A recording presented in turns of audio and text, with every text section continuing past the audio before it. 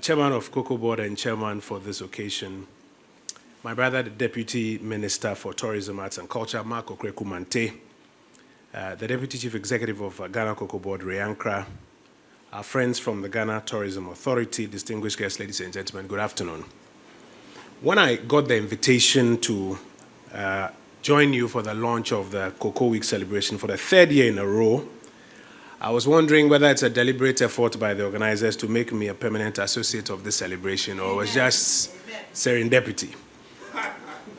But while I congratulate you for coming this far, it is my joy to be with you this afternoon as we launch for the third time with me here, the National Cocoa Week celebration. It's worth emphasizing that the core purpose of the Chocolate Week celebration is to promote local consumption of chocolate and other cocoa-based products, among others.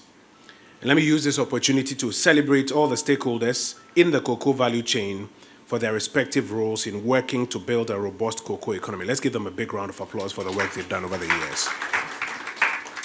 The National Chocolate Day celebration was instituted, as was mentioned, in the year 2005 to coincide with Valentine's Day, 14th of February, every year, to boost the domestic consumption of Ghana chocolate and other cocoa-based products, among others. Now, what used to be a day's celebration was later transformed into a week-long celebration in 2022 due to the numerous benefits that the country stands to gain if the cocoa industry is nationally promoted. The exploits of Ghana in the world cocoa industry cannot be underestimated, and I want to just give you a few highlights of these.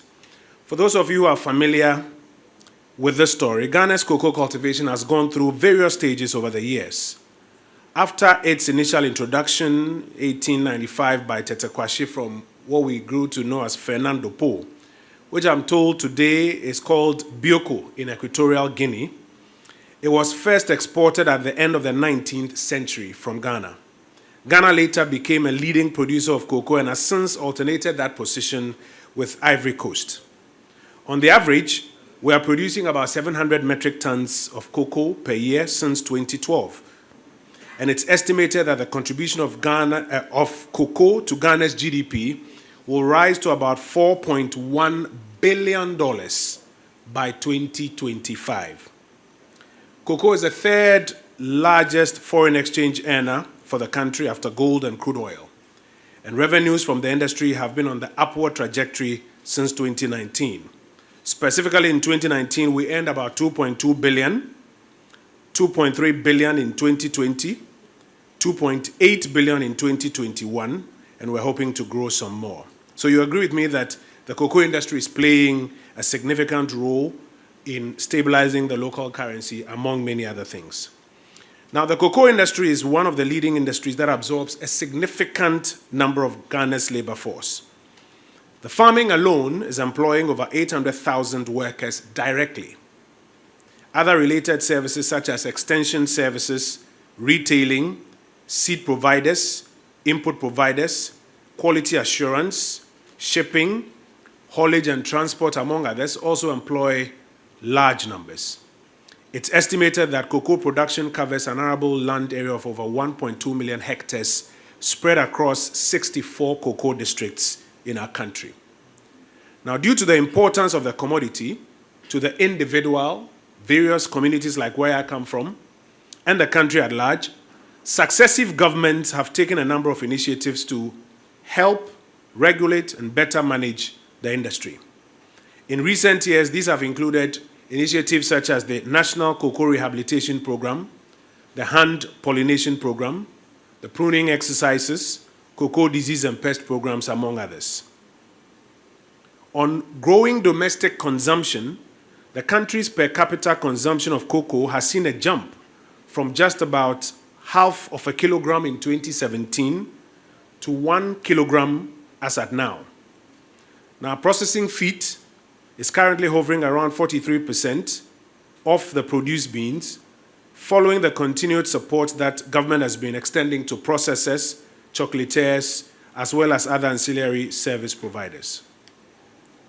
Ladies and gentlemen, the indications are therefore clear.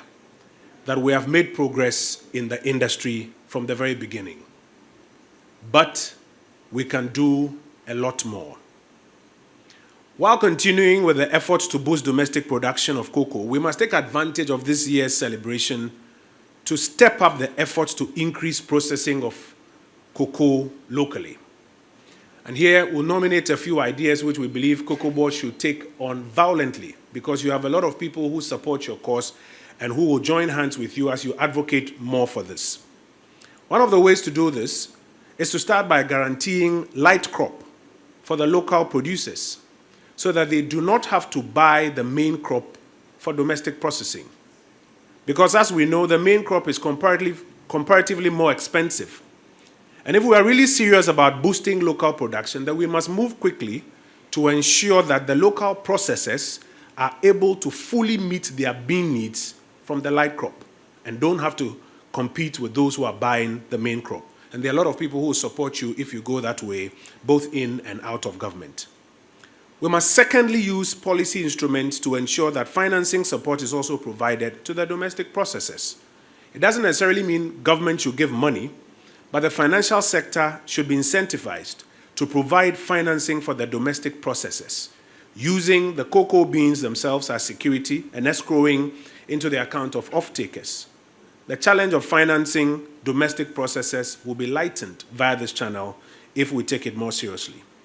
Number 3, there are a lot of incentives that already exist from the Ghana Free Zones Authority, and they endear a lot of people if we will make a lot more noise about it. They aren't well known. So Ray and team and our friends from the Ghana Free Zones Authority, these incentives should be better highlighted so that we can attract more processors to set up in the enclave and then process. That's when we can give true meaning to our desire to deepen the processing of cocoa locally.